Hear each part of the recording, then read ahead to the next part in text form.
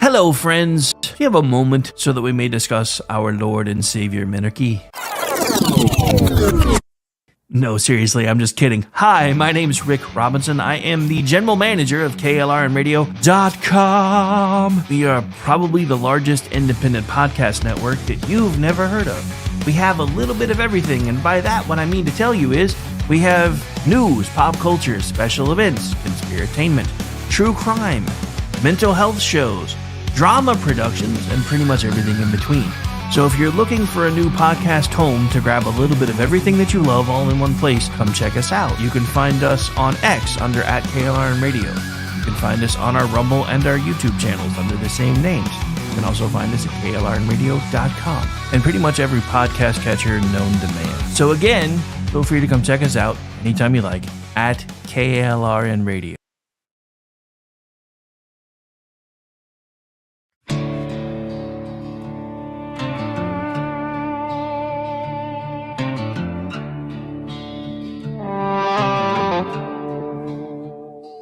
They keep saying we must want civil war. But tell me, friend, what are we fighting for? We just want to be left alone, to chase our dreams and build our homes. Front porch lights fading in the storm, trying to hold on to what was warm. We ain't changed, we're still the same, standing proud in a world gone strange. You call it rage, we call it pain. We just want our freedom back again. Flags have torn, let me raise them high. We ain't changed, we just won't lie. They moved the lines, kept pushing the frame, redefining truth and changing names. They say progress like it's a holy word. When nobody's listening, nobody's heard. We stayed steady while they rewrote the song. Now they call us out for holding on. Well, we ain't changed, we're still the same, standing proud in a world gone strange. You call it rage, we call it pain. We just want our freedom back again. Flags have torn, but we raise them high. We ain't changed, we just won't lie.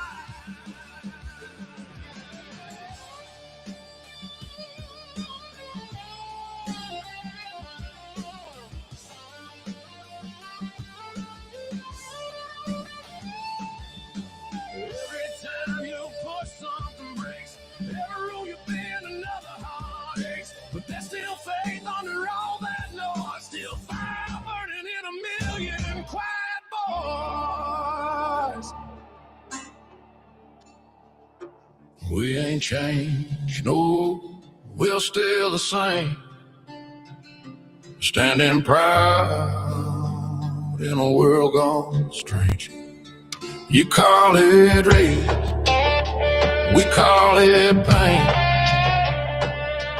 We just want our freedom back again. Flags have torn, but we raise them high. We ain't changed, we won't die inside.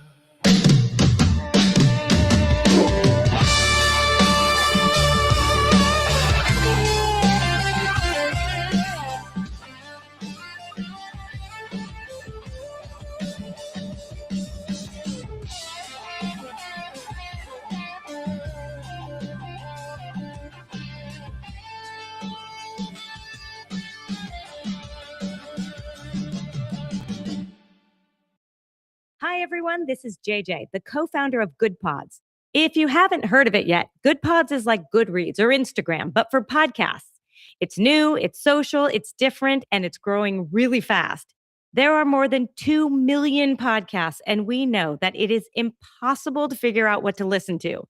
On Good Pods, you follow your friends and podcasters to see what they like. That is the number one way to discover new shows and episodes. You can find Good Pods on the web or download the app. Happy listening. Not to be a backseat driver, but can you say for sure you got the best monthly payment possible on your auto loan? Could it be that you might have gotten a better deal by shopping the loan at a few places and have a lower car payment? Next time, before you go car shopping, visit Communication Federal Credit Union first. Our auto loan experts will find you a perfect loan and get you the lowest monthly payment we can. Communication Federal, your auto loan experts. Restrictions apply. Federally insured by NCUA.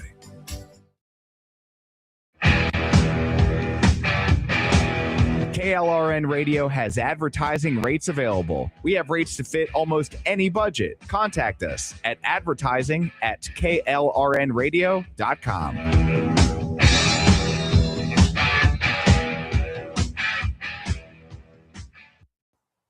The following program contains coarse language and adult themes. Listener discretion is advised.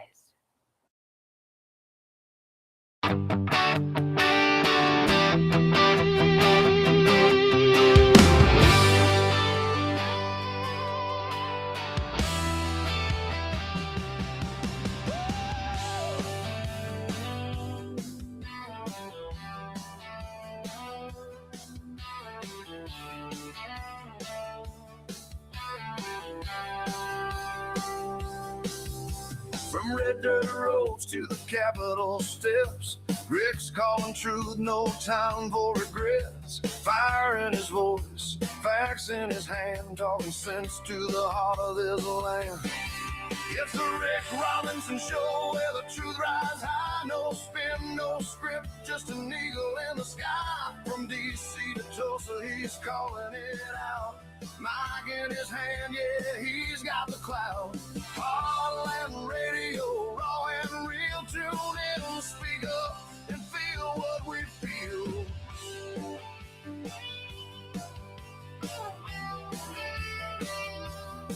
He's breaking down the noise, cutting through the lies, shining light where the shadow hides. With guests in the mix and callers on cue, he's a voice for the many, not the few.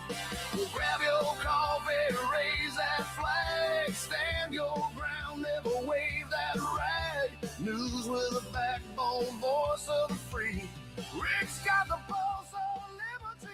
And welcome into the Friday Eve, also known as the sleep-deprived edition of the Rick Robinson Show. Holy crap, I was working till like 4 in the morning. I'm here, though. Almost didn't make it. Woke up and it's snowing and cold and gross, and I realized I hate the winter now. I loved it when I was a kid. Half the time when the weather was crappy, we got to stay home. Now I work from home, so it doesn't matter anyway. Anyway, so we're here. We're live. It's Thursday. And, dude, I don't even know where to start. I am getting used to being plugged back into all this stuff. And I have to tell you, after not really dealing with all this stuff for a month, all of it sucks. I'm sorry to be that blunt, but it just sucks. Watching the same arguments over and over and over again. And the left, who's been falling all over themselves for the last 2 months, screaming and yelling about the Epstein files. And now you've got even the gray lady going, hey, we're not sure this was a good idea because some of this stuff we're releasing to the public was never, ever, ever, ever, ever, ever, ever intended to be seen by the public. And now you've got the left. Notice they're not screaming about the Epstein files anymore. What happened? You know, it was, the whole time the government was shut down. Even, where's Thomas Massey? Where's Rand Paul? Those two guys were some of the only guys on the right that were screaming the entire time, release the files, release the files, release the files. Guess what?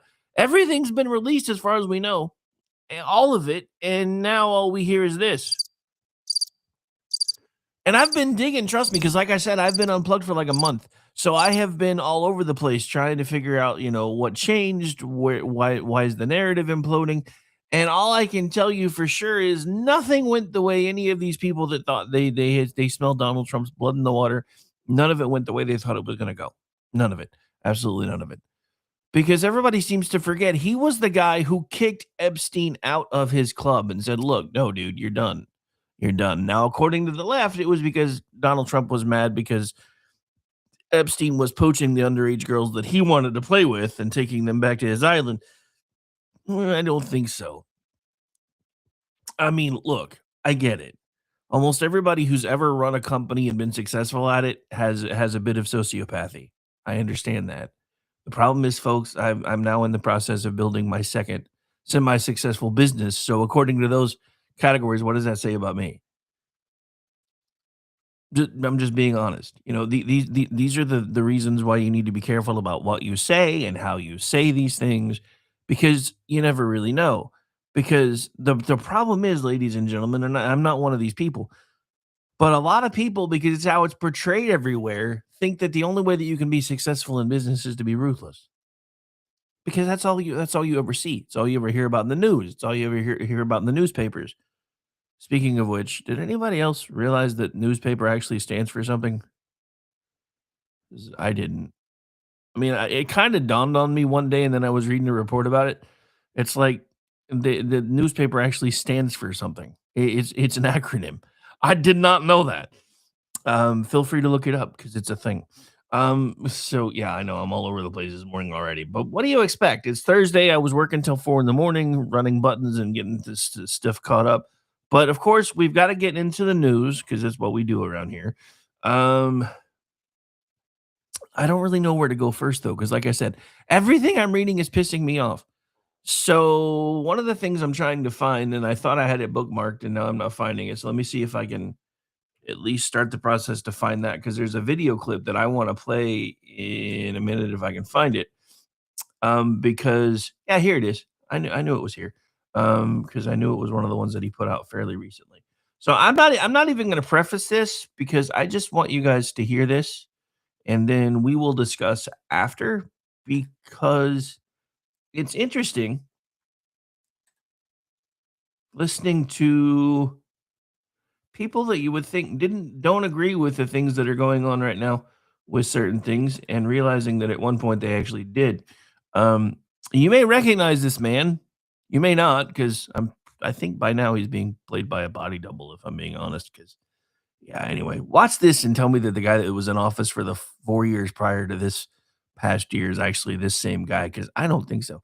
But anyway, watch this and listen to this. This is important. Every president for the past 2 decades, Democrat and Republican alike, has declared war on drugs. And each of them has lost that war and lost it miserably. They lost because they attempted to deal with only part of the drug problem. They lost because their initiatives were pulled apart by bureaucratic squabbling among their advisors. They lost because they always did too little and they did it too late. We don't oppose the president's plan. All we want to do is strengthen it. We don't doubt his resolve. All we want to do is stiffen it. The trouble is that the president's proposals are not big enough to deal with the problem. We think we should do more to stem the flow of drugs across our borders, and we think we should go one step further. Let's go after the drug lords where they live, with an international strike force. There must be no safe haven for these narco-terrorists, and they must know it. We have to lock up the dealers for a long, long time, and we have to attack the source from which the drugs come. And we have to do that not a piece at a time, but all at once. And we have to do it now. And there's not any reason why we can't do that. We have the power, we have the money, and we have the knowledge. Funny when you hear Joe Biden from, and this is now you can see it in the corner. Well, you might be able to see it in the corner. It shows from 1989. Now, I will admit, in politics, that is a lifetime ago. And it really is. That's a true statement. But at the same time, listening to Joe Biden from 1989 versus the Joe Biden from 4 years ago, first of all, tell me that's the same person. Second, what happened? Now, I know what some of you were thinking. Rick, this is just what politicians do. They tell you what you want to hear in the heat of the moment to get you excited and get you to want to vote for them, etc. I don't really think so. Something has shifted fundamentally for most Democrats at this point, and they have lost the plot. They've lost their mind. Just look at what's happening in Minnesota. Look at what's happening with the reinstated illegal alien cop, which violates so many city, state, local, and federal ordinances that I don't even know where to begin. And dude is back on the streets. The dude had 10 years to fix his ish. 10 years. But it's fine because, reasons, even though technically him even walking around with a gun is a felony. But I guess the city doesn't care about that. You've got all these people that are arrested and detained and put on return orders and everything else. And sanctuary cities and states don't give a damn. And then terrible things happen to good people.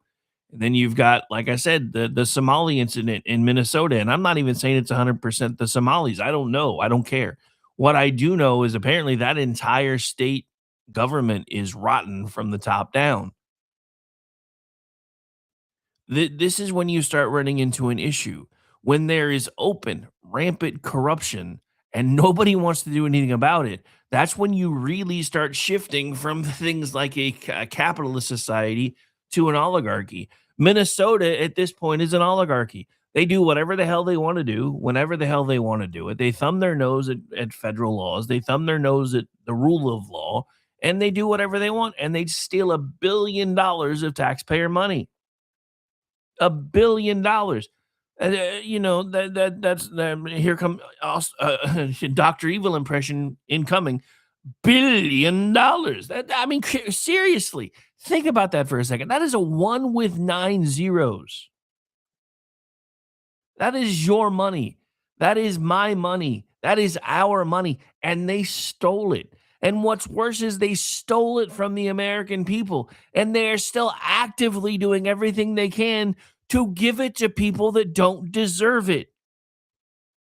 These are the same people that keep pushing these verses of I was hungry and you didn't feed me. I was poor and you didn't clothe me. You know what?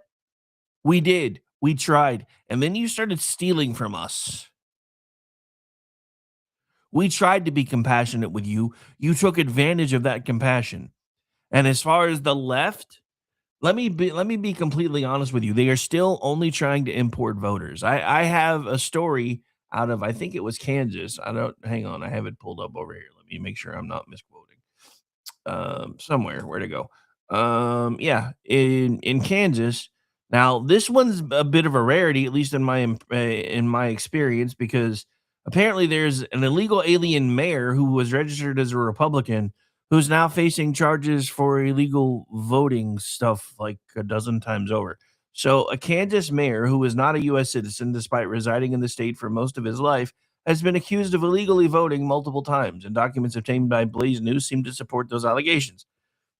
Last month, the Attorney General of Kansas, Chris Kobach, held a press conference to announce that Coldwater Mayor Jose Joe Cabellos, age 54, has been charged with 3 counts of voting without being qualified and 3 counts of election perjury, all felonies. He could face more than 5 years behind bars if convicted. Tricia McLaughlin, Assistant Secretary of the Department of Homeland Security, added that a conviction would also prompt removal proceedings for the mayor.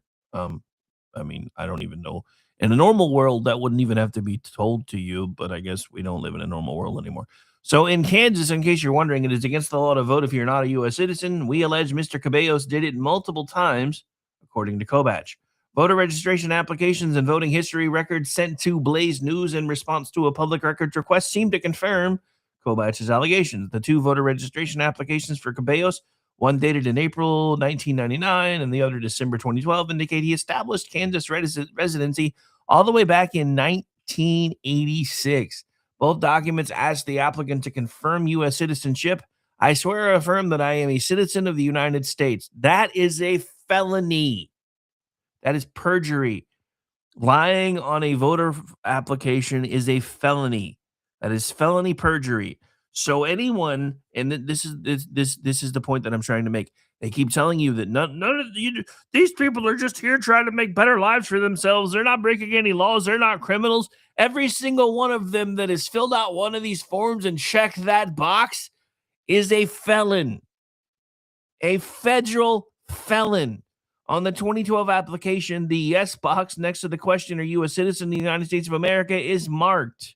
The signature section then reiterates, I swear or affirm that I am a citizen of the United States and a Kansas resident.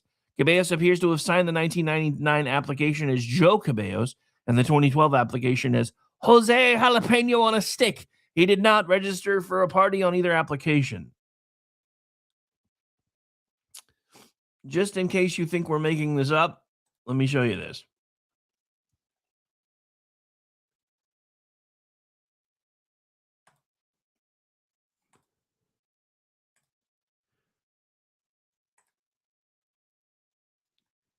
There you go, right there on the screen. I know some of you are looking on your watching me on your phones, going, I can't see that. Pull it up on your computer later. Just kidding, mostly. But yeah, I mean, for those of you that can see it, it's right there. Let me do this. Let me embiggen it just so I don't have to play the giggity sound. I want to thank BZ for the use of that word. All right, let's see. Where were we? I don't know. Let me get that back off the screen so you guys don't get nauseous as I continue scrolling. So the criminal complaint filed on November 5th stated that Caballos is not a citizen of the United States, and DHS noted that he received a green card in 1990 but remains a citizen of Mexico. He was convicted of battery in 1995, according to DHS, and somehow he still got elected mayor. Moreover, Caballos' voting history revealed that he participated in dozens of primary and general elections since 2000, the earliest records the Comanche County clerk claimed to have. According to the records, Caballos cast a ballot at least once every year or every other year beginning August 1st, 2000. Records indicate Caballos voted in November 2000, 2004, 2008, 2012, 2016, 2020, and 2024. So that is 1, 2, 3, 4, 5, 6, 7 felony counts. It is unclear why a Republican Party affiliation was recorded for votes cast in the November 2004 and 2024 general elections. Allegations that Caballos had voted first made headlines after he won re-election as Coldwater mayor on November 4th, and City Attorney Skip Hurd claimed that Caballos had applied for U.S. citizenship just this year. He applied for citizenship in February of this year, and through that raised the issue of whether he was a legal citizen. Caballos admitted to the Wichita Eagle that he did come to America as a child. The outlet described him as being undocumented at the time, otherwise known as illegal, and that he has since voted in every local, state, and federal election since 1991. However, he explained that he simply misunderstood the law, believing that permanent resident designation on his green card meant that he was a citizen. I haven't seen Mexico since I was 4, he said. I don't speak Spanish anymore. If I get deported, it would wreck my life. You'll learn. It'll only take you about a month. His attorney, Jose the Homie, not really, as his last name spelled, or I'm sorry, his attorney, Jess, Home. I guess I was so used to reading Jose that my brain put that in there. Indicated that since Caballos did not intend to vote illegally, he'll beat this. Ignorance is no excuse. Records from the Comanche County Court Clerk's office revealed that Caballos' voter registration was canceled on October 17, 2025. Those records further showed that he had been registered to vote in federal elections since at least February of 2003, that he was at some point registered as a Republican, and that he filed a change of address in 2013. Caballos told the Eagle that he probably voted for Kobach to be state AG and for Donald Trump to be president every time they ran, even though in general, the twice-elected mayor is rather indifferent to politics. If politics comes up in Coldwater, I generally just get up and walk out. Caballos, who received nearly 83% of the vote from fellow Coldwater residents just a few weeks ago, enjoys continued support from his community. As a mayor, he's done a wonderful job, said Britt Lenertz, president of the Coldwater City Council. As a city council member, he's done a wonderful job. He's always put our community first in everything he does. In an official statement, Lenertz acknowledged that the allegations were concerning, but called for patience as the legal process unfolds. We will allow the proper legal process to take its course before making any further comments. It's important that we respect both due process and the integrity of our local government. Longtime friend of the mayor, Ryan Swayze, described Caballos as good-hearted and well-intentioned, but also a bit naive. Swayze and his dad, as well as Caballos' old special education teacher, all partially blame themselves for not explaining to Caballos during his formative years the differences between permanent residents and U.S. citizens. So, in other words, it's not his fault; it's ours. We didn't explain it to him well enough, Lucy. Lucy, you had some splaining to do, and you failed to do it. So it's not my fault. It's yours, Lucy. This is the stuff I'm talking about. These people, they come here and they do whatever they want to do, and we keep giving them a pass because we try to be good Samaritans and nice people because that's what we're told we have to do. But the problem is when they're draining all your resources, when they're straining your local and city government, when they're straining your public school system, when they're straining your healthcare system to the point where it's trying to break. Let me explain something to you. This is Cloward Piven in action. They are trying to break the system, so they have to come in and fix it.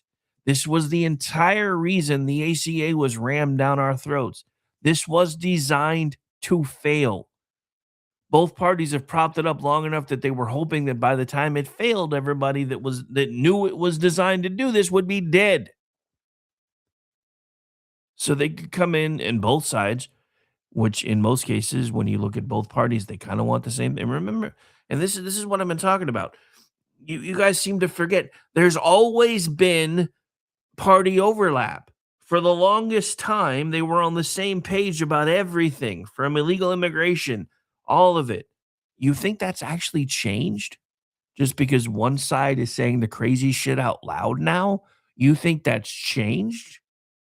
No, there's still overlap within the Republican Party. They want the same things. I've been trying to tell you this for 16 years. The difference is the Democrats want to get you there as quickly as possible, hoping you won't notice when the train stops and you have to get out and suddenly you're headed towards a gas chamber. Yes, I said what I said. The Republicans want to get you there in a handcar, so they get you there gradually and slowly. So by the time you get out to go to your gas chamber, you're fat, happy, and sassy and don't really care what comes next. These people don't give a damn about you. The only person who's actually fighting for you is the guy at the top. And they are making him out to be a Bond villain. The last guy was an actual Bond villain. Barack Obama was a full-on Bond villain, but they're making Donald Trump out to be a Bond villain. Now, he's not perfect. He does and says a lot of things that I disagree with. And that cabinet meeting he did the other day that went on for what, almost 2 hours? I was like, dude, you can stop talking in circles now. Please just stop. Just stop. Just stop. But he's off the cuff. He says what he thinks, and he tries to do what he says. His own party's still fighting him tooth and nail. You know those indictments that had to be tossed? You know why they've been tossed? Senate blue slips. The filibuster. Donald Trump has barely been able to get his appointments done because his own party's fighting him. The problem is I don't know how to wake anybody up anymore. I keep thinking we've gotten to the point where everybody's starting to wake up and they're starting to see how broken everything actually is, and they're actually wanting to try to do something about it. And then I'm reminded that sometimes I'm out here standing on my molehill screaming at the top of my lungs, and it doesn't seem to matter. Which is another reason why I have been sitting here for the last month after facing the death of my brother and all the other crap that I've gone through since 2019. And I'm just over here going, is this even worth it? I mean, don't get me wrong. I love doing what I do.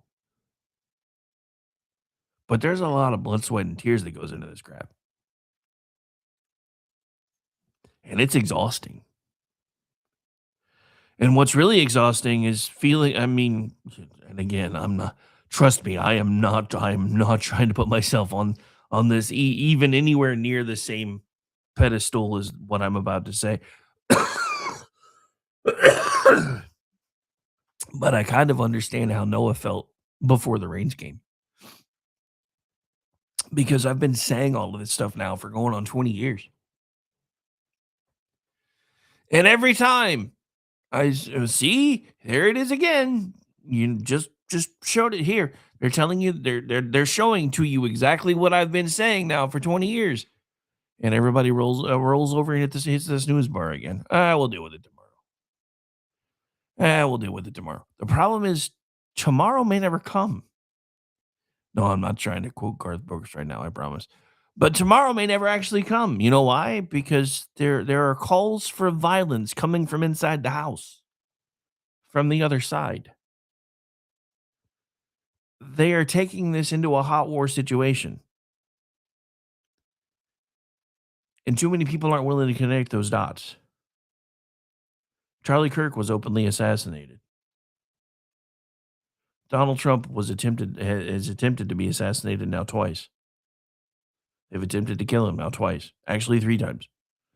I think there's even a couple more lurking back there that we found out about much, much later that actually got foiled and we never knew. Then you've got the Afghani CIA asset shooting at National Guardsmen, wounding one and killing the other. Last I heard, the other one was still fighting for their life. And the left keeps wanting to blame the lady in the skirt. Well, it's not the shooter's fault. If the guardsmen hadn't been there, they wouldn't have been shooting at them. No, they probably would have been shooting at somebody else. And imagine how much worse that probably would have gone. Our system is broken. At this point, I am starting to come to the realization that it may in fact be broken beyond repair. Because we don't seem to care enough anymore. And I don't know how I feel about that. And I'll be honest, that's part of the reason why for the last month I have been as unplugged as possible. Because the more I start trying to plug back into all this crap, the angrier that I get about all of it. Because life is short. And if we're just gonna become a socialist utopia, I'd rather just go home first. All right. My name is Rick Robinson. This is my show. We're going to take a break because I need one. It's 5 o'clock somewhere, right? I'm just kidding. I'm not actually going to start drinking yet, other than coffee. I thought about getting some, since I work from home, I've actually considered getting Bailey's for my coffee, but I haven't done it yet. Anyway, we'll be right back. Show clock's a little off today, so believe it or not, we're just now at bottom of the hour. Did I mention it's snowy and cold and I almost didn't want to get out of bed? But I'm here anyway. Trying not to lose my voice. Be right back.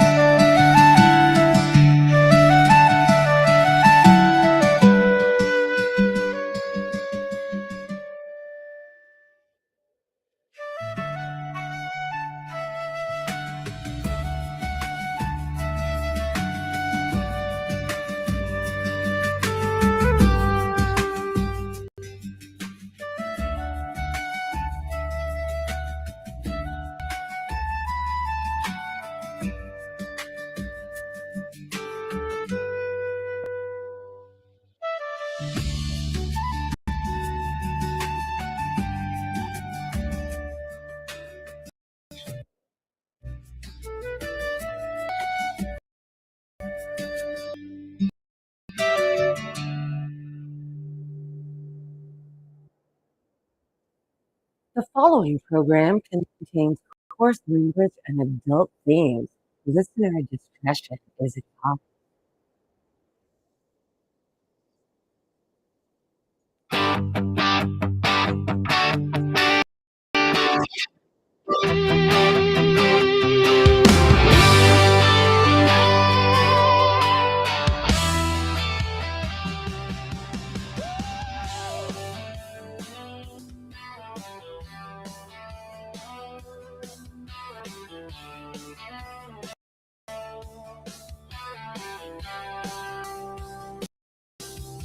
From red dirt roads to the Capitol steps, Rick's calling truth, no time for regrets. Fire in his voice, fan talking sense to the heart of this. And welcome back into the program, ladies and gentlemen. We're going to watch the swearing in of the newly elected Congress critter, because why not? It's my show. I can do what I want. That because I'm waiting for all the why didn't he wait 54 days to swear this one in? That trust me, that'll be the talking point of the day in 3, 2, 1. But yeah, we're gonna watch this for a minute. I don't know if we'll stay with it for very long because it's just a live Fitting the way to the end of their perfect season.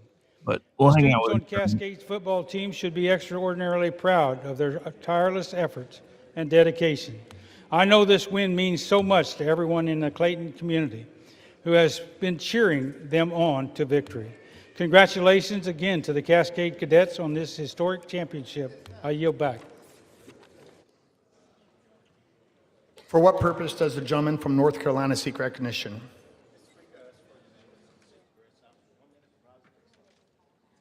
Without objection, the gentleman from North Carolina is recognized for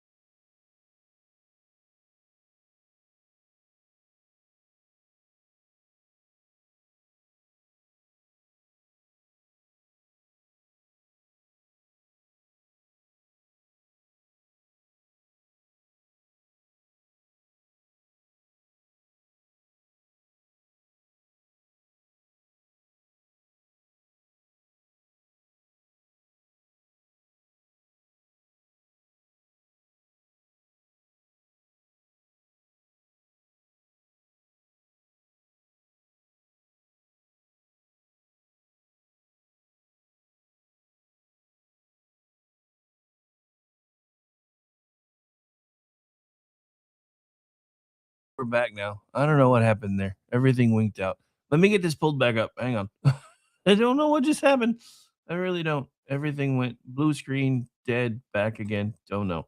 Anyway, so here, let me get this pulled back up again. Unable to access screen sharing.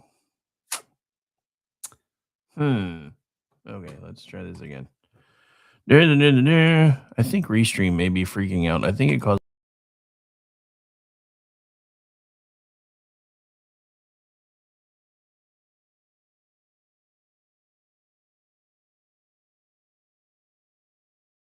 Hang on.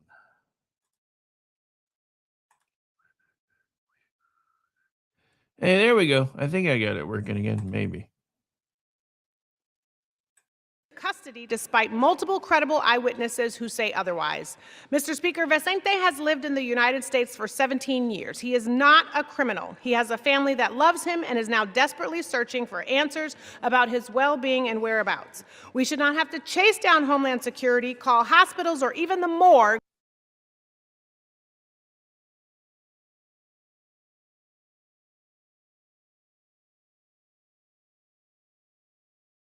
Everything is going crazy. I don't know what just happened. Again. Oh, well.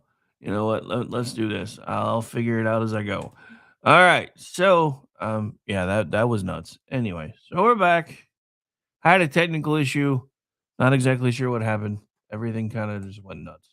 And now I'm trying to figure out what happened to the feed I was watching because it went away.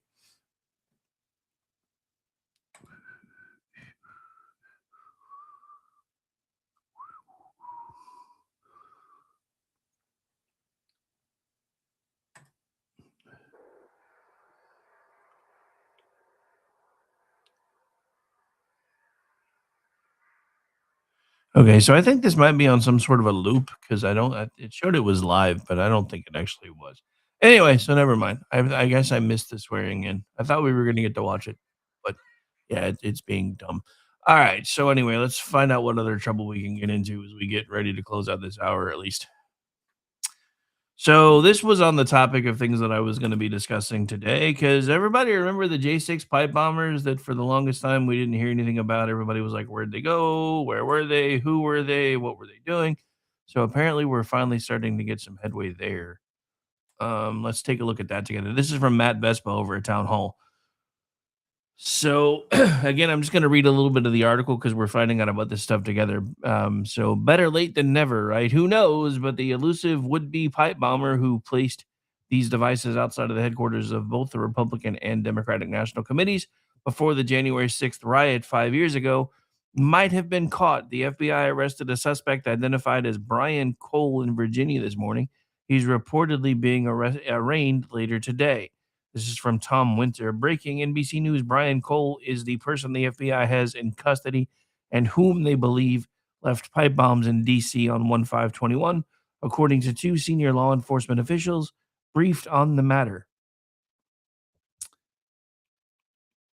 So this story turned into one of frustration and mockery. The Bureau couldn't find this person after years of investigation. The suspect's height was the only notable development to date. The Blaze named a female former Capitol police officer as a potential suspect. That story seemingly collapsed. The gender differences between being the least of it, as this individual provided video evidence for her alibi. She was at home playing with her puppies on the night in question. Fun times, fun times. So, and I quote, the official who described the arrest was not authorized to publicly discuss a case that has not yet been made public and spoke on the condition of anonymity. The arrest took place Thursday morning, and the suspect is a man. A man! The official said no other details were immediately available, including the charges the man might face. The pipe bombs were placed on the evening of January 5th, 2021, near the offices of the Democratic and Republican National Committees in the District of Columbia. Sorry, I just realized I didn't silence my phone before I went on air, so I'm having to fix that real quick. Seeking a breakthrough, the FBI's last January publicized additional information about the investigation, including an estimate that the suspect was about 5'7", as well as previously unreleased video of the suspect placing one of the bombs.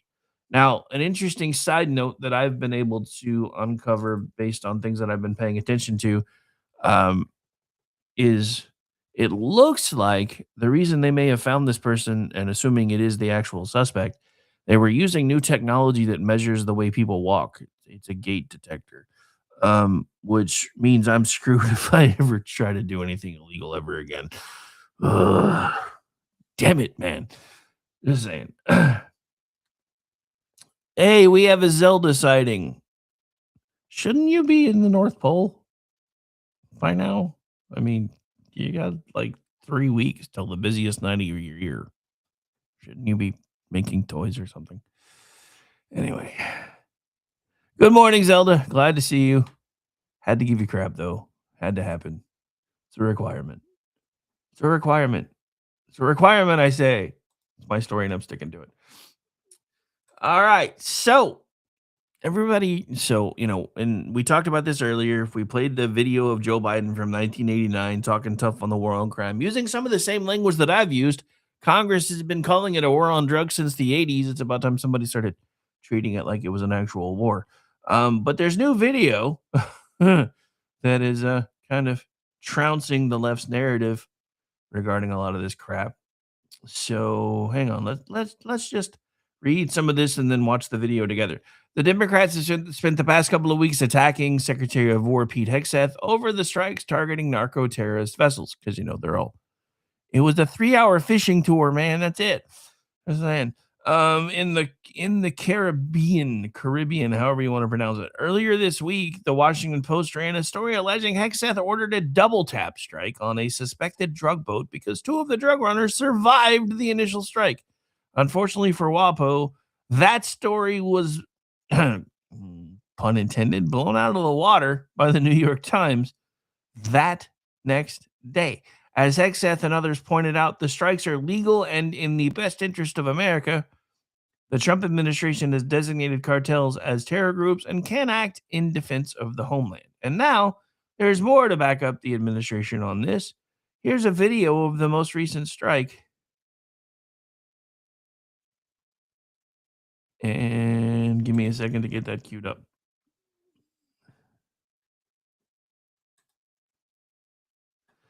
Methinks the elven lady doth protest too much.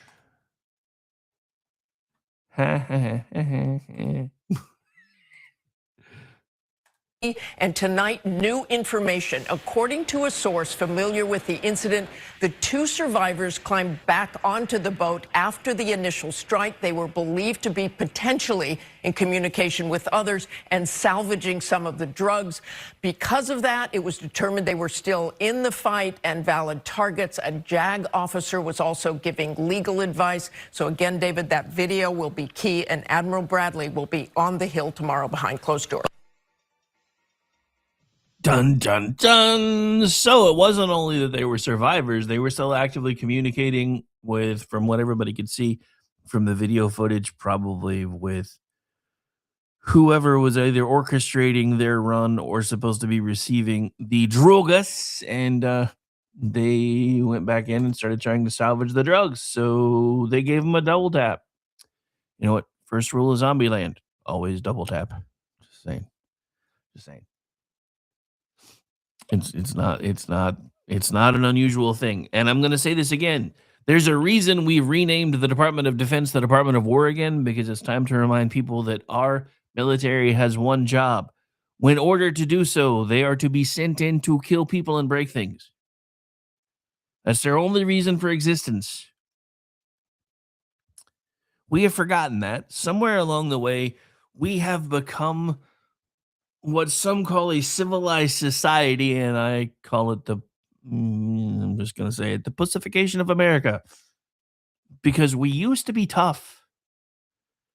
Dude, and again, I wasn't even alive yet, but I've read about it, I've watched the tapes, I've seen the videos.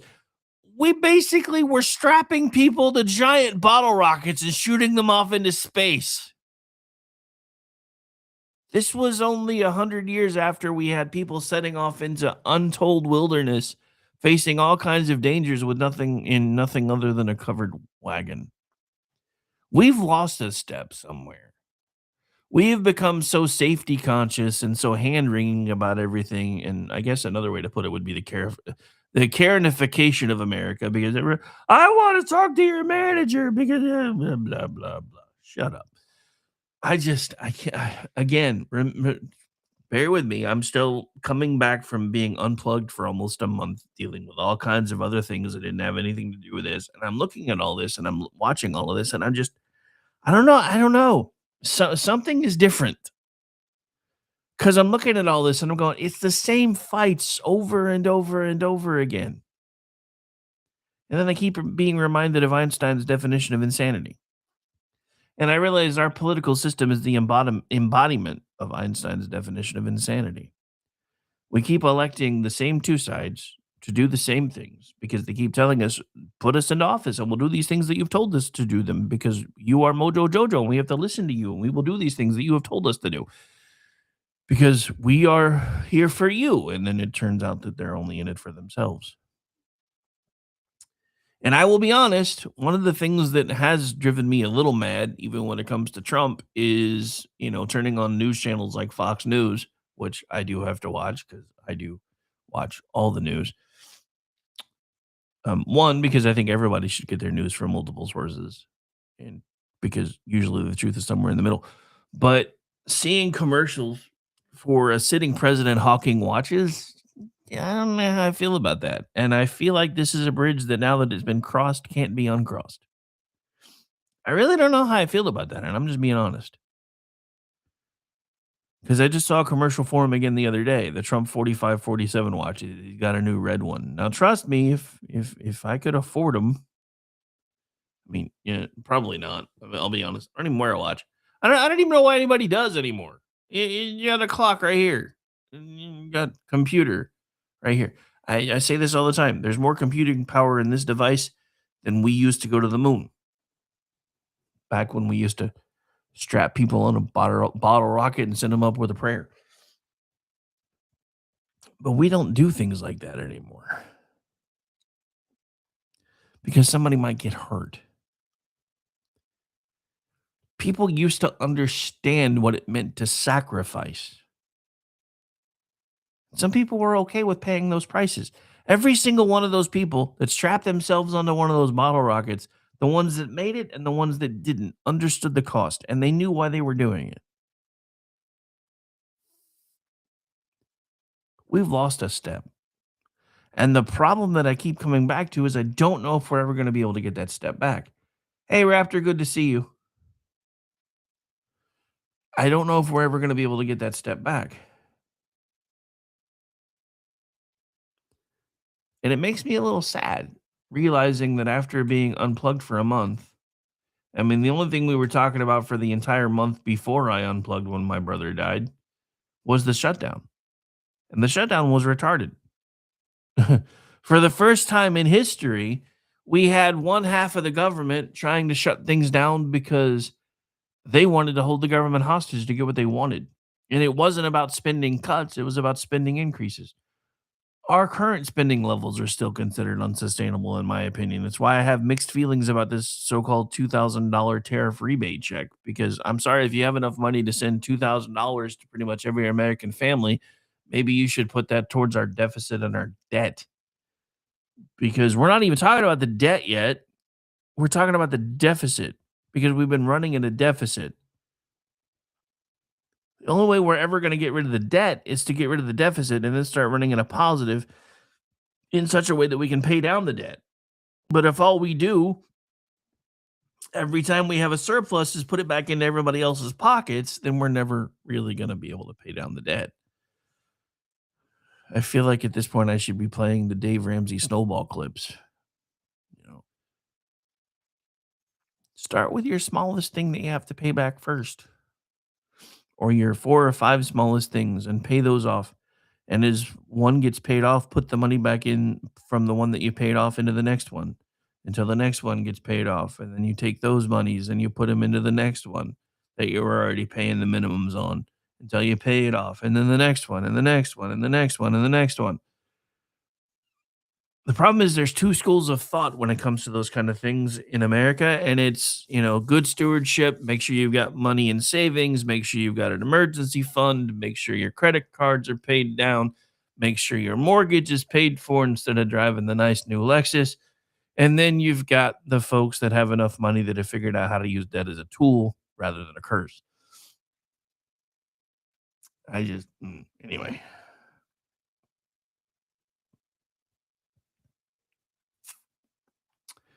All right, so one more quick hit before we wrap the first hour. Again, show clock's a little bit off today because I got started about 4 minutes late.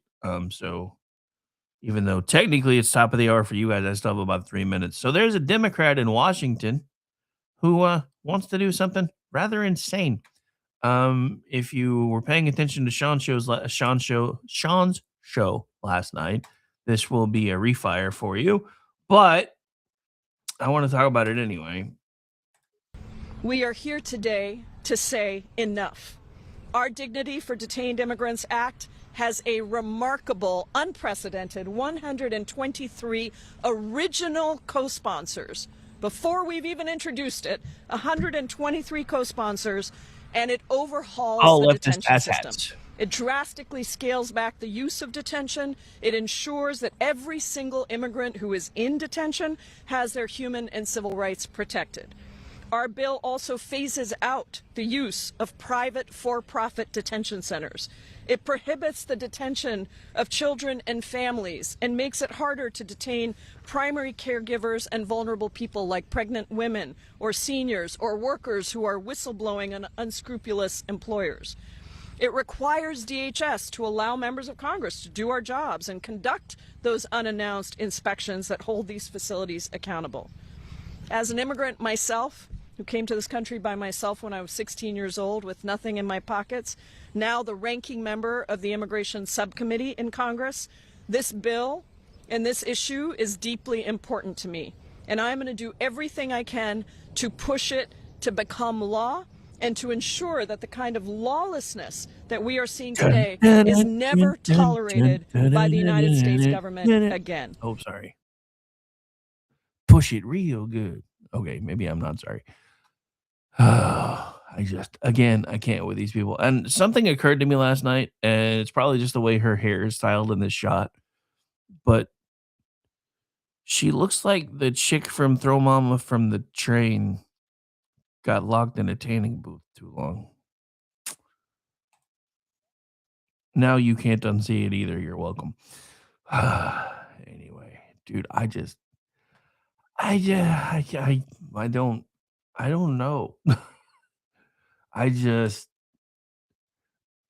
You're worried about, in Minnesota, they're worried about illegal immigrants.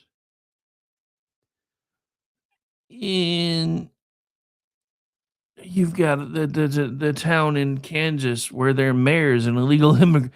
How is someone who's here illegally been elected to be a mayor? Isn't there some sort of, I don't know what their town charter says, but I'm pretty sure the guy who's supposed to be running your town's probably supposed to be a U.S. citizen. Rules don't matter anymore.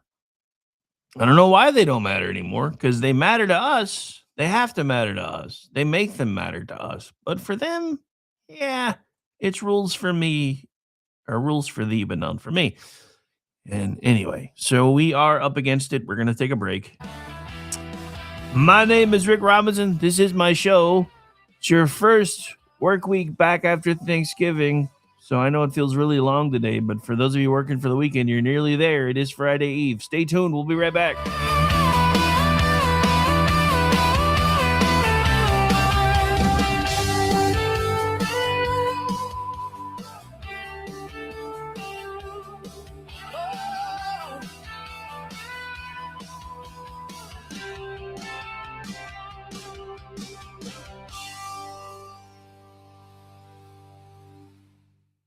Hello, friends. Do you have a moment so that we may discuss our Lord and Savior Minarchy?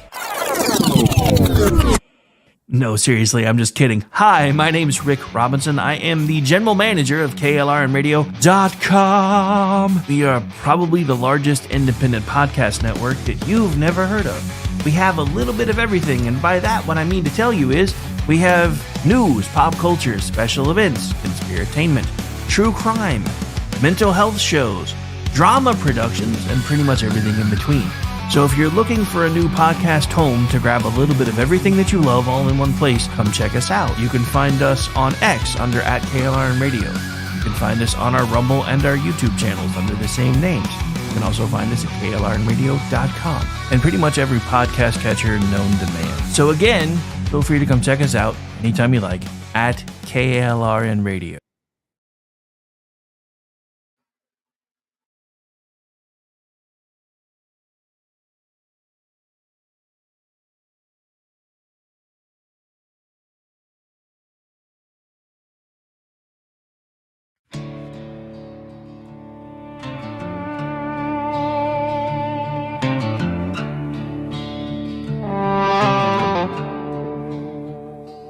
They keep saying we must want civil war.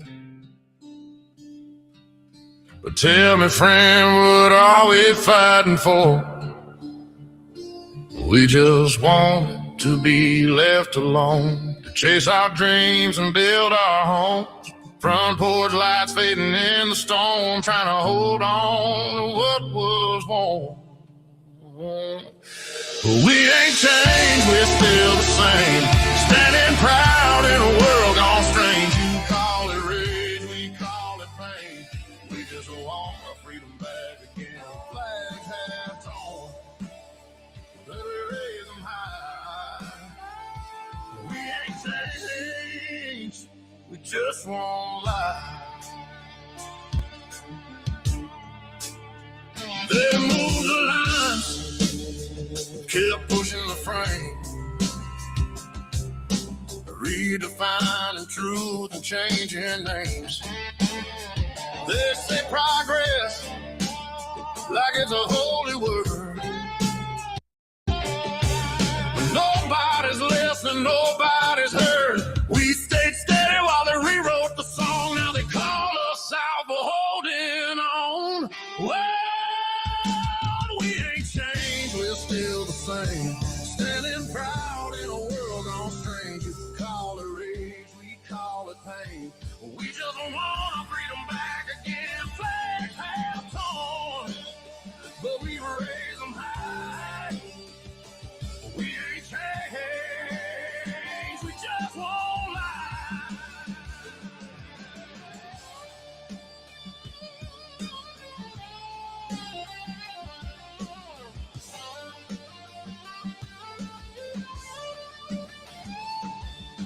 Every time you push, something breaks. Every room you bend, another heart aches. But there's still faith under all that noise. Still fire burning in a million quiet boys.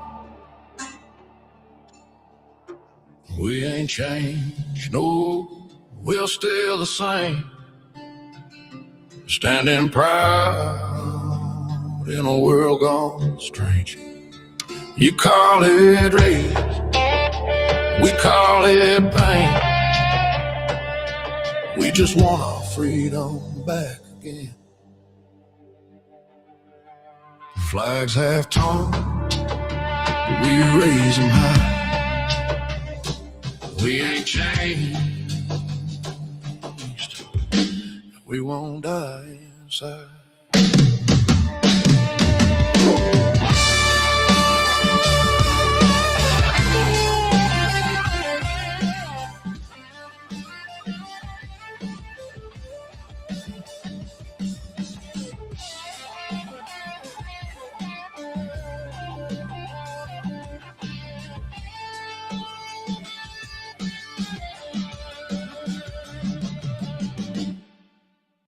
Hi, everyone. This is JJ, the co-founder of Good Pods. If you haven't heard of it yet, Good Pods is like Goodreads or Instagram, but for podcasts. It's new, it's social, it's different, and it's growing really fast. There are more than 2 million podcasts, and we know that it is impossible to figure out what to listen to. On Good Pods, you follow your friends and podcasters to see what they like. That is the #1 way to discover new shows and episodes. You can find Good Pods on the web or download the app. Happy listening. KLRN Radio has advertising rates available. We have rates to fit almost any budget. Contact us at advertising@klrnradio.com.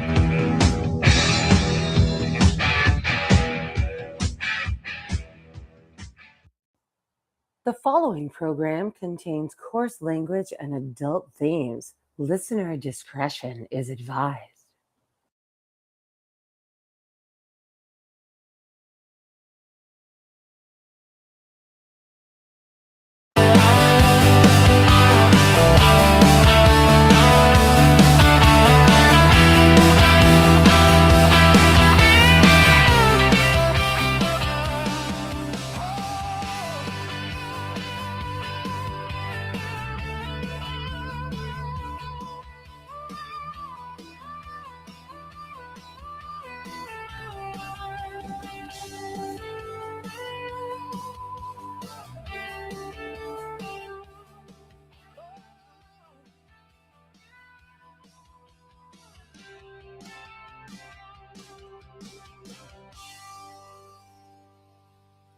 And I just realized that was actually supposed to be the full intro. My bad. Did I mention that it's been about a month since I've done this on a regular basis? Other than the hit and miss and the special stuff that I was doing. Anyway, so we're back. We're live. It's top of the hour. I know it doesn't feel like it because I just screwed the intro. But it's all right. We'll survive. That and I got angry reading a story because apparently there are folks in the FBI that don't like Kash Patel or Dan Bongino. I'll be honest, from what I've seen of the FBI, I would be more concerned if they did like them. I mean, so kind of skimmed the story while I was on break, getting up to speed with it. And gonna give you the Cliff's Notes version of it. This is from Town Hall, Matt Vespa. So there's a report coming out that the FBI is all kinds of fire trucked up. Those of you that are aware that I'm trying to work on my language probably know what fire truck was supposed to be. So it's apparently not the best report card for the FBI, but let's see how things play out. There are numerous forces at work to derail the Trump administration and its officials. FBI Director Kash Patel and Deputy Director Dan Bongino are in the crosshairs. A report filed for the U.S. House and Senate Judiciary Committees, which provided a pulse check on the Bureau. It's riddled with excerpts suggesting the pair are unqualified, inexperienced, and might be overly obsessed with social media. It's nothing new, but the 115-page report is not pretty. We'll let you be the judge. This is a quote from the article that was originally done from the New York Post. And I quote, the Patel-led FBI is described in the 115-page report as a rudderless ship and all kinds of fire trucked up. Patel is described by multiple internal sources as inexperienced, with one source saying he has neither the breadth of experience nor the bearing of an FBI director or anything that they need to be successful.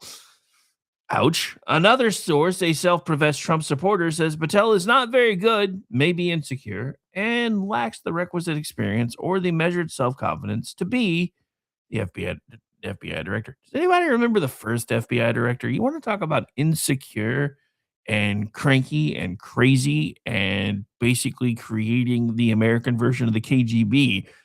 Let's talk about that guy.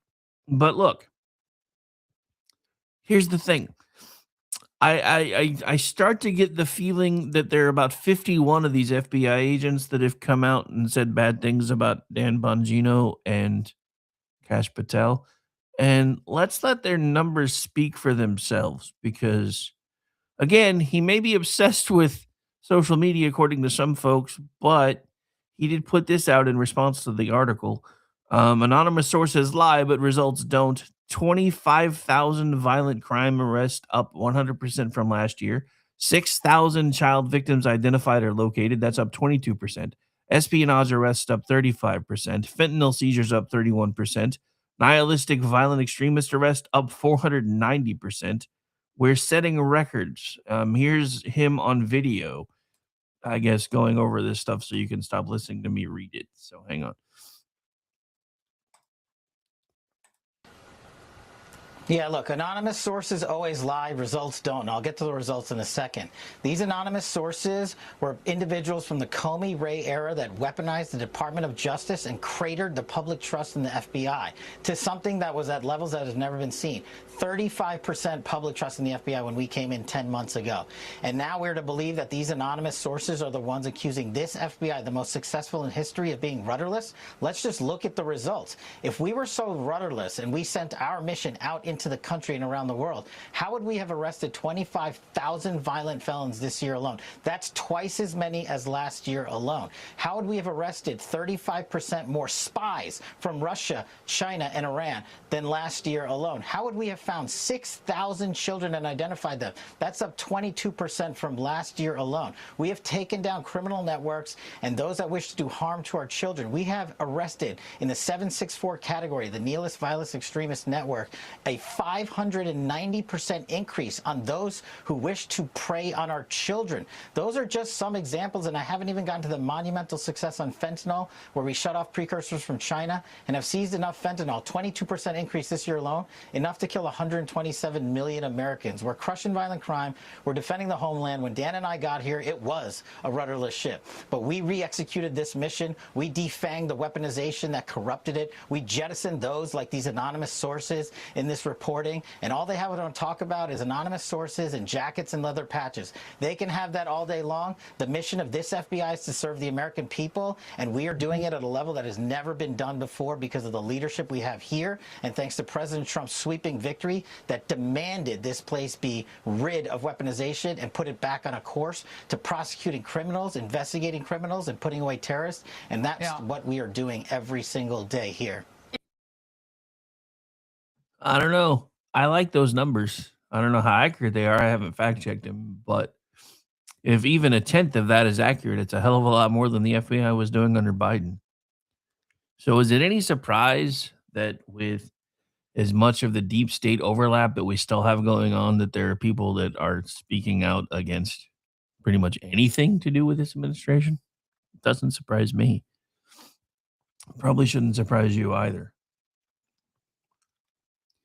But hey, what do I know? I'm just a guy that gets paid to talk for a living. All right. Hang on. I don't know why this is being so cranky.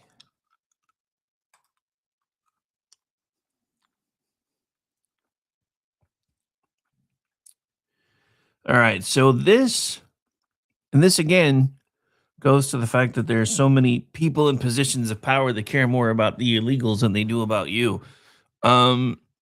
Which has kind of been the recurring theme of this show, even though I didn't really plan it out that way. So this is from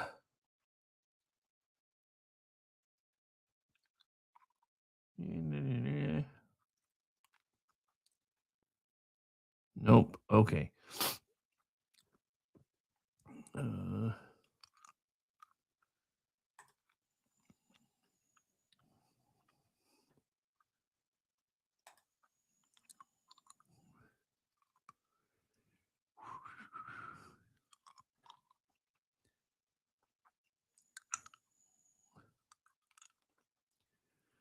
All right. Yeah, we're not. Sorry, I'm fighting with my system. The Blazes website is being completely cranky.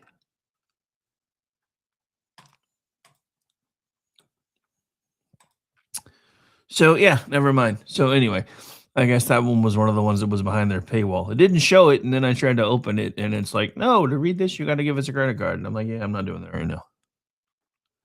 So never mind. Never mind.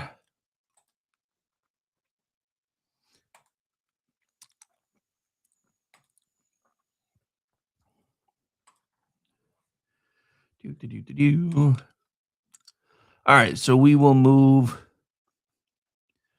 on to the next. This is from Red State. This is Ward Clark. Apparently, there has been another ISIS K suspect netted in Virginia. So Afghanistan is one of the most backward countries on the planet, and yet the Biden administration imported thousands of people from that country, mostly unscreened, mostly unvetted, and just released them into the internal of the United States of America. That practice is yielding bitter fruit. In the latest episode of We Caught Another Afghan Terrorist in the United States, We learned on Thursday that Immigration and Custom Enforcement, ICE baby, has scooped up another Afghan import with alleged ties to a terrorist group known as ISIS-K. And I quote, U.S. Immigration and Customs Enforcement agents have arrested Afghan national Jean Shah Safi, an alleged ISIS-K supporter brought into the country under former President Joe Biden's Operation Allies Welcome in Waynesboro, Virginia. Safi was arrested as President Donald Trump and his administration confront a surge of terror cases tied to Afghan arrivals that occurred under the Biden administration. The Department of Homeland Security said Wednesday that Safi arrived in the U.S. on September 8, 2021, in the city of brotherly love known as Philadelphia. He applied for temporary protected status, though his application was terminated when DHS Secretary Kristi Noem ended TPS for Afghans. Why are you cutting off? Anyway, I was about to make a blanket joke, but anyway. Safi is reported to be a supporter of ISIS-K. Is that the Afghani version of Special Case Area? I'm just curious. Or Islamic State Khorasan province, the branch of ISIS that works in Afghanistan, Pakistan, and other countries in that region. The Islamic State is one of the more vicious Islamic terror groups operating, and the Biden administration let supporters of theirs just waltz right into the United States. Afghanistan has been known for centuries as the graveyard of empires. The British, the Soviets, and even going back as far as the Mongols all have invaded Afghanistan, and all in the end gave it up as a bad deal, as did in later years the United States of America. And the Biden administration seemed determined to import as many of them as they could to bring that graveyard of empires directly to the internal of the United States of America. It is just such an old-fashioned notion that the United States should not only import people who are going to be a positive addition to the nation. I kind of feel like that's what we're supposed to be doing. We're supposed to be bringing people in that are going to make things better, not be leeches on the system, not break it, not try to kill us. And yet, they just keep doing the same things over and over and over again and expecting different results. DHS has accused the Biden administration of relying on unvetted referrals to admit nearly 190,000 Afghan nationals into the United States. The Trump administration put a stop to Afghan refugee resettlement after Trump returned to the Oval Office in January because it saw the program as a massive threat to national security. No lies detected. Safi's arrest marks the third of an Afghan national who was released into the country under Biden in less than a week, according to DHS. And let me say this as politely as I can. A massive threat to national security may in fact be something of an understatement. This isn't a problem limited to Afghanistan refugees. We have, unfortunately, for years now, imported people from a wide variety of a third world, or as my good friend BZ calls it, the turd world, countries ranging from Somalia to Haiti. Years of democratic non-enforcement of the borders have welcomed in millions more. And now, once more, we still have no idea where many of them are or what exactly it is that they're doing.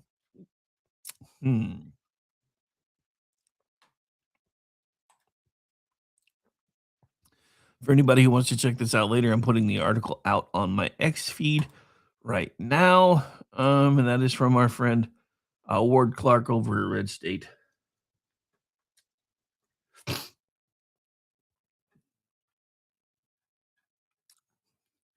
All right, so let's see what other trouble I can get into real quick.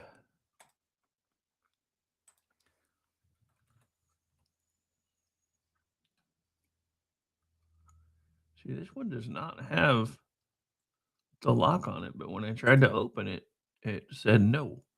I'm going to try again. Seems like it's working now. All right, so back to they love illegals more than you.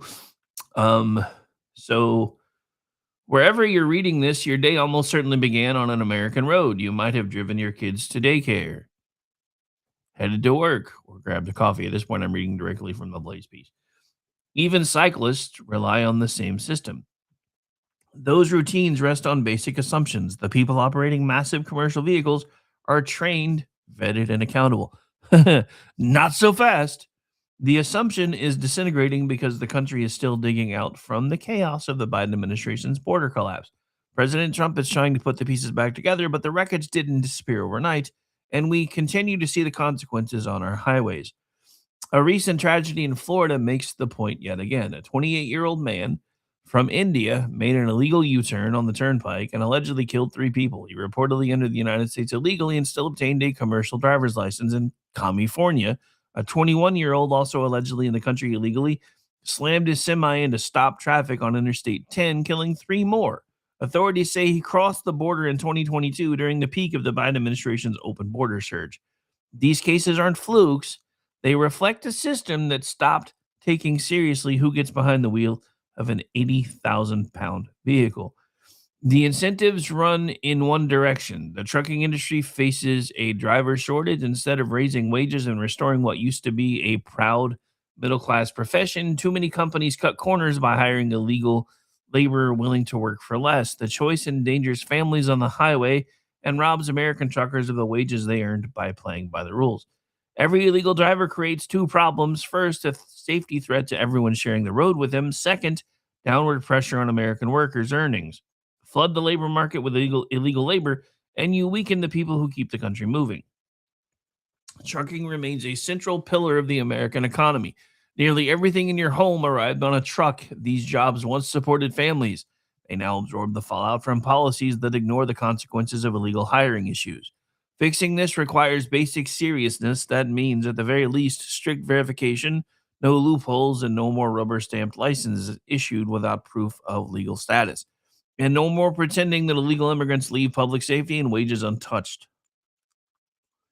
The country depends on trucking. The system works only when drivers are properly trained, thoroughly vetted, and in the country legally. It fails when policymakers encourage shortcuts and lower standards to satisfy an open border ideology. This debate isn't abstract. It's about the safety of you, me, and everyone that shares the roads with these people driving 80,000-pound bombs. It's about economic fairness. It's about recognizing that border policy shapes everyday life, including the safety of your morning commute. These are things that your government is no longer taking care of for you. So, here's my problem with all of this. What happens when the government's no longer serving your interests? Again, look at Minnesota. $1 billion of your money, especially if you live in Minnesota, is missing. And yet, apparently, you guys keep voting for this same stuff over and over and over again. I will admit, I don't have a very large audience in Minnesota because I can see where folks listen. But I do have a few. It's time for you guys to start doing what I always talk about. Start working on shoring up your corner of the world first. Make sure your family's safe and okay. Make sure your bills are paid. Make sure you've got money put back. Make sure you've got provisions. Make sure you've got access to weapons and ammo. And then start making the ripples from your pond circle out wider and wider and wider and wider. I can't do all of this for you. I wish I could. I wish I could snap my fingers, wave a magic wand, and fix everything that's broken. I can't. I'm only one person. But there are literally thousands of you all over the world that listen to these broadcasts every single day and every single week. You can be the voices to impact change. You have to be, because who else is going to do it? These people don't give a damn about you. They've proven it to you over and over and over again. They tell you what you want to hear to get you to pull a lever for them, and then they get into office and they do the same things that everybody else has done. The only one that has been the exception to that rule in my lifetime, other than Ronald Reagan, has been Donald Trump. And I'll be honest, half the time I can't even stand the guy. I don't know him personally. If I ever got to talk to him, I probably would change my opinion, might change of him a little bit. But from the outside looking in, I don't know him. Therefore, when he does and says some of the things that he does and says, I don't like him. Doesn't mean I don't think he's not a good president. I think he's probably one of the best ones we've had in a while. With as broken as our system is, he's probably the best one we could have right now. Because he doesn't put up with either side's crap.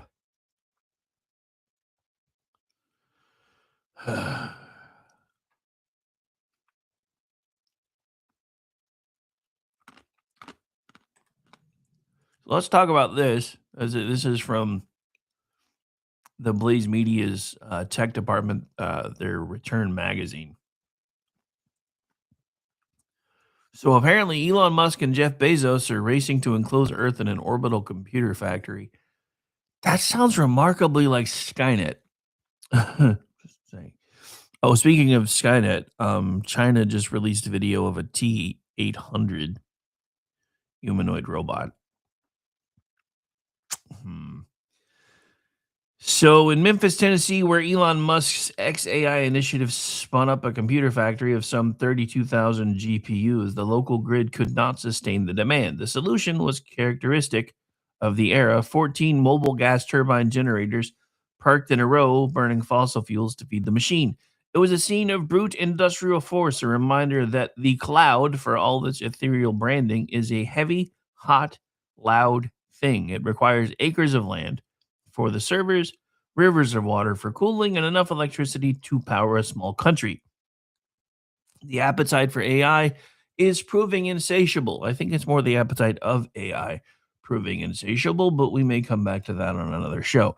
To reach the next plateau of synthetic cognition, we must triple our electrical output and are constrained by our capacity to do so. And so, with the inevitability of water seeking a lower level, the gaze of Silicon Valley has drifted upward to the stars. If the Earth is too small, too regulated, and too fragile to house the machines of the future, we shall instead build them in the sky. That proposal is starting in the way that leaps in engineering often are. In the late 2025, Musk noted on social media that SpaceX would be doing data centers in space. Data centers in space. I don't know how I feel about that, though. I mean, it kind of makes sense. But don't we have enough space junk? Is this me? Am I the only one that feels that way? Maybe it's just me.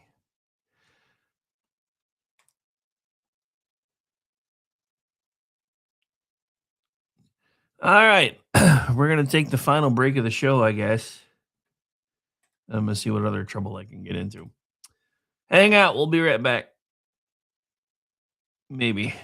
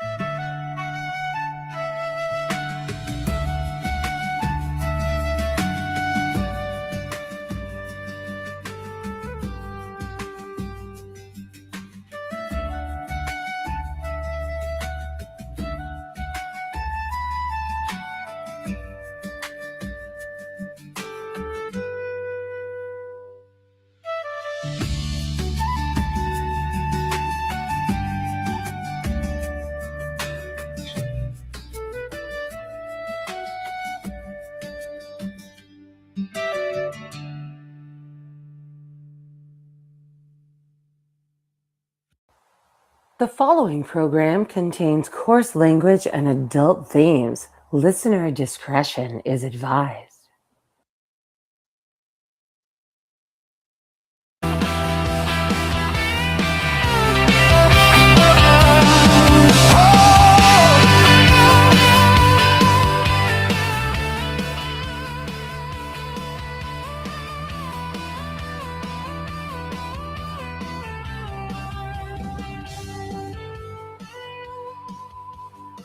And welcome back into the final segment of the Friday Eve edition of the Rick Robinson Show. Weather's kind of taking a turn here, so hopefully my power holds out. Yeah, we're getting snow today. Yay. It's December, which means it's time for snow, I guess, but whatever. Speaking of snow and other things, guess what? So there was a science journal that was one of the doom, despair, and agony on me groups when it came to climate change. Yeah, they've retracted their climate study, their predicted economic catastrophe that was imminent. So in April 2024, the prestigious journal Nature released a study finding that climate change would cause far more economic damage by the end of the century than previous estimates had suggested. The conclusion grabbed headlines and citations around the world and was incorporated in risk management scenarios used by central banks. And then this happened. On Wednesday, Nature retracted it. Just scrapped it, adding to the debate on the extent of climate change's toll on society. There's a shocker. It seems, much as they often do, they were relying on flawed data. The decision came after a team of economists noted problems with the data for one country, Uzbekistan, that significantly skewed the results. If Uzbekistan were excluded, they found the damages would look similar to earlier research. Instead of a 62% decline in economic output by 2100, in a world where carbon emissions continue unabated, global output would be reduced by 23%. So what happens when climate folks start retracting their BS? So there's been so much agita and misinformation regarding the climate that even noted environmental alarmist and Microsoft co-founder, I want you to eat crickets and lab-grown meat, Bill Gates, softened his language in October before the COP30 summit. We need to cut down on the doomsday rhetoric, he argued, because doom, despair, and agony on me, while it may sell papers, doesn't really change anything. Meanwhile, Nature said in a statement on their website, the authors acknowledged that these changes are too substantial for a correction, leading to the full retraction of the paper. The researchers are reworking the article with the updated data and hope to have a peer-reviewed version ready in the near future. This thing will probably never be released again, just so you know. Their predictions are all still of the we're all going to die variety. However, even with the updated data, but it's hard to take what they say at face value when they just screwed up so badly that they had to retract the entire thing in the first place. This, ladies and gentlemen, is supposedly one of the major scientific journals in the world, and even they can't get it right. Just pointing that out. Look, this has been a scam. The whole climate crisis is a global redistribution scheme. That's it.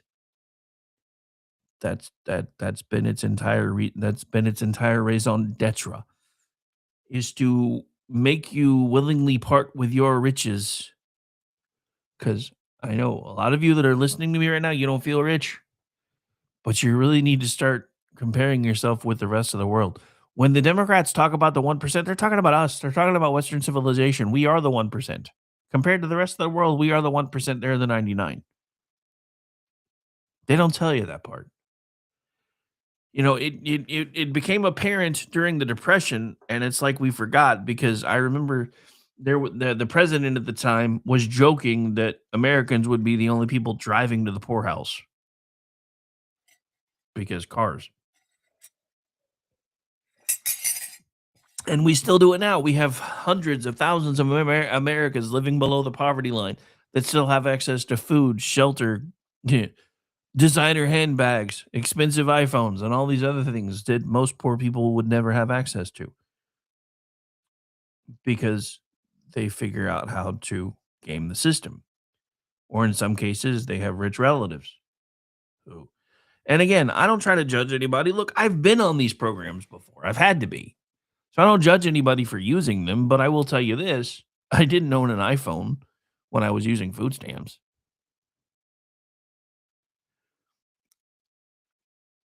Because it didn't seem right to me to spend that kind of money on a phone when I'm having to rely on government intervention to feed myself. Some people apparently don't have that problem. Anyway, so apparently a GOP state governor is dropping the hammer on race-based contracting, according to our friends over at Red State, screaming that it's unconstitutional and discriminatory. I'm just trying to get into the rest of the headlines that we never got to today. So today I have ordered state agencies to halt all future spending, procurement, or contract decisions that are based on race. The state law requiring these quotas and racial set-asides are unconstitutional and discriminatory. Business with state governments should be awarded based on merit and value to the taxpayer. That is according to Senate President Alexander and House Speaker Smith have agreed to lead the efforts to repeal these laws in the General Assembly returns next month. This is regarding current South Carolina law that requires all state agencies to allocate a minimum of 10% of spending to minority-owned businesses. Moreover, South Carolina's Department of Transportation is also required to commit a minimum of 5% of its spending to certain contracts to minority-owned businesses. That, my Democratic friends, is what is known as straight-up racism. Slice and dice it any way you want, Democrats, but this is yet another example of the left's faux utopian dream of placing so-called equity ahead of merit. So, yeah. In other good news, Trump has ditched a lot of the green new. I still am so mad at him for not calling it the Green New Steel because Green New Deal, Green New Steel would have made a lot more sense because they are in fact stealing your money. So in 1975, the federal government once more meddling in something the Constitution doesn't permit them to meddle in, established the Corporate Average Fuel Economy or CAFE standards. These standards set mandatory average gas mileage standards for auto manufacturers' fleets. These standards have been altered over the years, generally being raised, making life more and more difficult for auto builders. There are different standards for cars and trucks as well, which is in large part why the huge 9-seat station wagons of many of our youths have been replaced with SUVs, essentially the same thing on a truck chassis. Now, as my colleague Becca Lower pointed out on Wednesday, President Trump is rolling back those standards, and at least one major auto industry CEO is pretty upbeat about the change.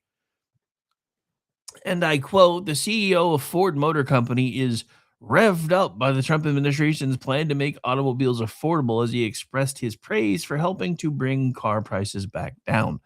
What you should know is that this is a victory for affordability and common sense. As the president said, we will be able to offer more affordability in our popular model. You notice that's the new buzzword for everybody. Fucking affordability is everybody's using it now. It's an affordability crisis. This is all about affordability. Shut up. Anyway, this is good news, though. We're talking about lowering the average cost of vehicle production and sellage by about $1,000 per unit, which is kind of a big deal. And again, government intervention is terrible. Needs to stop. Needs to go away. I mean, American cars have come a long way since the late 60s and early 70s when many of us were toted around by parents along with brothers and sisters in something like the enormous Oldsmobile Vista. The Vista Cruiser, and if you're wondering what that is, if you've never seen that 70s show, it's on Netflix. Eric Foreman's first car was a Vista Cruiser. Just saying. My aunt and uncle toted their family around in my dad's big Ford LTD station wagon. My parents never had that. We did have the Ford Granada, which was kind of the LTD short because it didn't have 4 doors. So the federal government really has no business interfering with gas mileage standards, but the 10th Amendment is pretty much a thing of the past, it seems, in so many ways. But let's go back to the manufacturers and the market. Gas mileage can and should be a selling point. It speaks to efficiency and it speaks to which model, which manufacturer's vehicles are the most economical to operate. That should be a choice made by consumers, not by government. If I want to buy a ginormous car that gets 3 miles to the gallon and I can afford to drive a car that only gets 3 miles to the gallon, that should be nobody's business but mine. If I want to get a car that will get me 50, 60, 70 miles to the gallon, which the technology does exist for it, by the way, then I should have that option too. But there's been way too much government intervention in all of this crap, and it's insane to me that we've let this go on for as long as we have. Just saying. All right, so I was gonna give you another story about Minnesota again, but I don't really care anymore because there's a few. So the Minneapolis police chief is urging residents to call 911 on ICE agents. Apparently, there was a city council member or mayor of some town in Minnesota that was actually stealing reward money for children that were supposedly recovered. There's just so much going on in Minnesota. And Trump's getting some flack for this one. We'll probably talk about this real quick. Because a full and unconditional pardon was issued yesterday of a Democratic rep who spoke out against Biden's open borders. So in addition to being the best troll, and I say that as a compliment, that the White House has ever seen, President Donald Trump is also a master of making decisions or taking actions in a manner that almost dares congressional Democrats and their sock puppet media to publicly oppose him. This is a perfect example of that. Trump announced on Wednesday that he will pardon Democratic Rep. Henry Cuellar, Texas District 28, who had been facing federal bribery charges. Cuellar, a frequent critic of President Biden's border policies, was indicted last year for allegedly taking $600,000 from Azerbaijan's state-owned oil company and a Mexican bank in exchange for political favors. As is his usual wont, Trump fired up Truth Social to announce the pardon, as only he can do. For years, and I quote from his Truth Social post at this point, for years, the Biden administration weaponized the justice system against their political opponents and anyone who disagreed with them. One of the clearest examples of this was when crooked Joe Biden used the FBI and DOJ to take out a member of his own party after highly respected Congressman Henry Cuellar bravely spoke out against open borders and the Biden border catastrophe. Sleepy Joe went after the congressman and even the congressman's wonderful wife, Imelda, simply for speaking the truth. It is un-American, and as I previously stated, the radical left Democrats are a complete and total threat to democracy. They will attack, rob, lie, cheat, destroy, and decimate anyone who dares to oppose their far-left agenda. An agenda that, if left unchecked, will obliterate our magnificent country. Because of these facts and others, I am hereby announcing my full and unconditional pardon of beloved Texas Congressman Henry Cuellar and Imelda.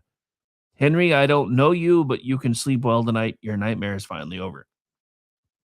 Not only was it brilliant, but according to most circles that I run in, also completely warranted.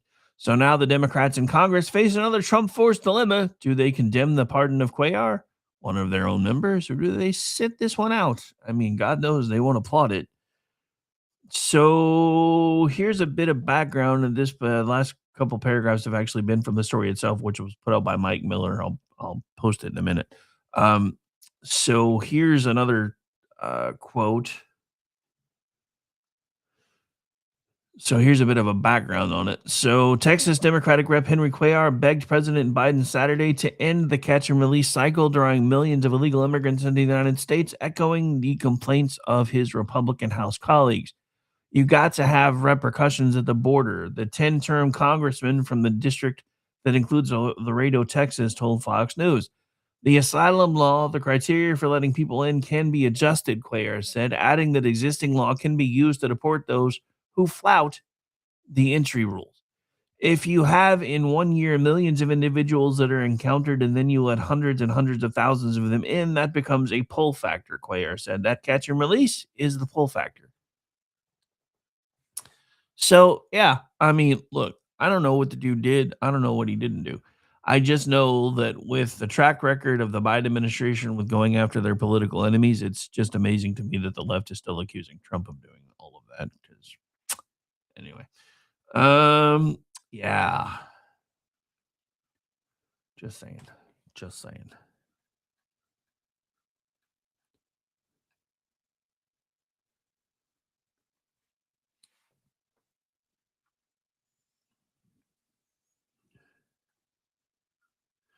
Oh, so we got to talk about this. We're just about out of time, but we got to talk about this real quick. So Halle Berry is currently trashing Gavin Newsom, saying that he sucks as governor and doesn't deserve to be president because he hates women.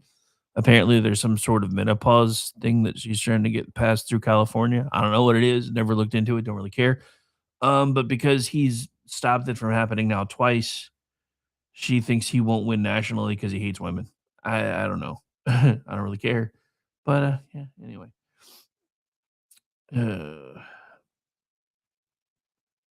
Just saying.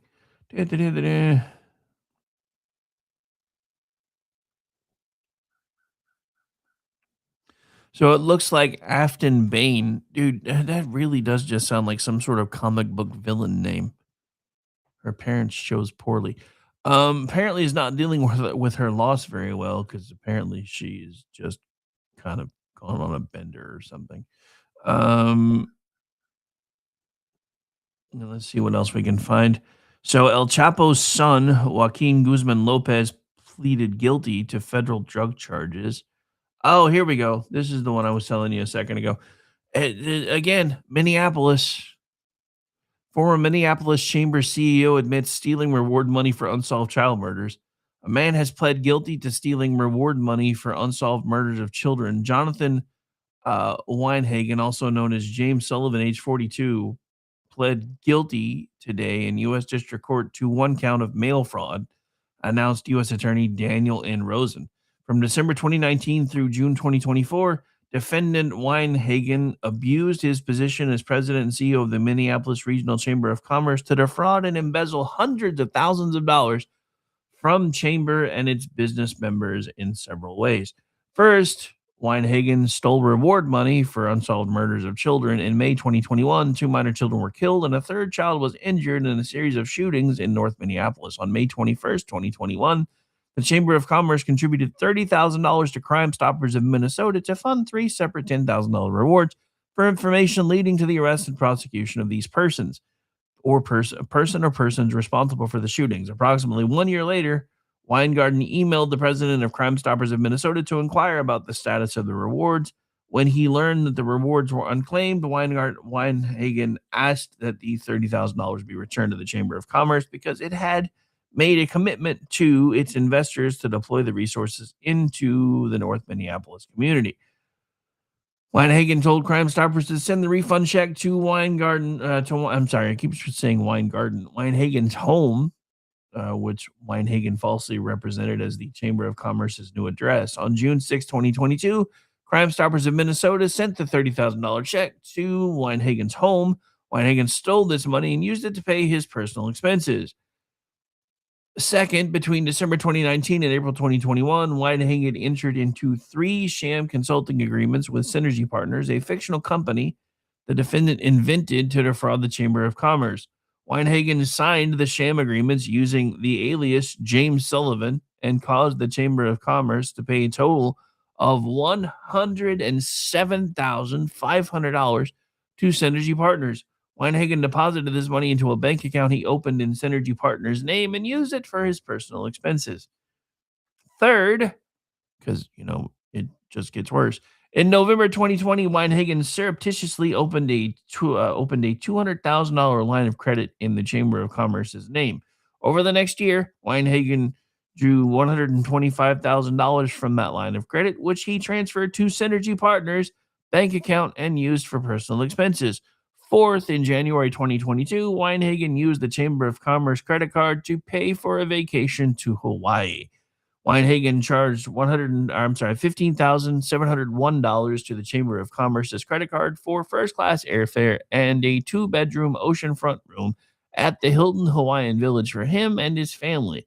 The defendant later created fake documents to make it appear that the charges were for legitimate Chamber of Commerce business. Finally, in January of 2025, after he was fired from the Minnesota Regional Chamber of Commerce, Weinhagen applied for a $54,661 bank loan. In the application, Weinhagen falsely stated that he earned an annual income of $425,000 from a Minnesota-based restaurant holding company. Weinhagen provided a fake pay stub in support of the bank loan.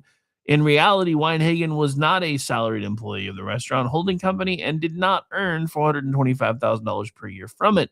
Weinhagen pled guilty before District Judge Nancy E. Brazel. A sentencing hearing will be held at a later date. This case is the result of an investigation conducted by the Federal Bureau of Investigation and the United States Postal Inspector Service. So again, anybody talking about the FBI being a rudderless crap show right now, stuff it. Because you know how we're finding out all this crap in Minnesota? The FBI. Again, I'm pretty sure there are 51 anonymous FBI agents that have come forward to testify about how badly the FBI is being run right now. But of course they are, because everything that they've let slide for decades is now being laid bare for everyone to see.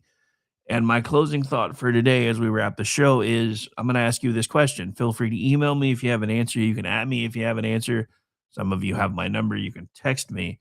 Do you guys feel like the Republic is broken beyond repair? Because I have to admit that's been a recurring thought of mine for the last month as I've been unplugged from all this crap and trying to plug back into it and seeing exactly how bad places like Minnesota have gotten, places like DC were before Trump stepped in. Can it even be fixed anymore? I don't know the answer to that question. I wish I did. That'll be something I'll be pondering tonight. I'll be back with you tomorrow, same time, same channel. I know it's not really a channel anymore, but same streams. And there may or may not be a Jen and Rick tonight if I'm not buried under 18 feet of snow. My name is Rick Robinson. This has been my show. I want to thank everybody for taking the time to hang out with us today. Had a decent bit of chat going on today. Sorry, it's harder for me to interact when it's just me. So I know sometimes chat gets boring if there's only a couple of you in there talking. But I do have to let Miss Zelda know if she's still listening. I've already called the North Pole. They're coming to find you. Your quota's behind, ma'am. Get back to work. See everybody tomorrow and maybe later tonight. Bye, guys.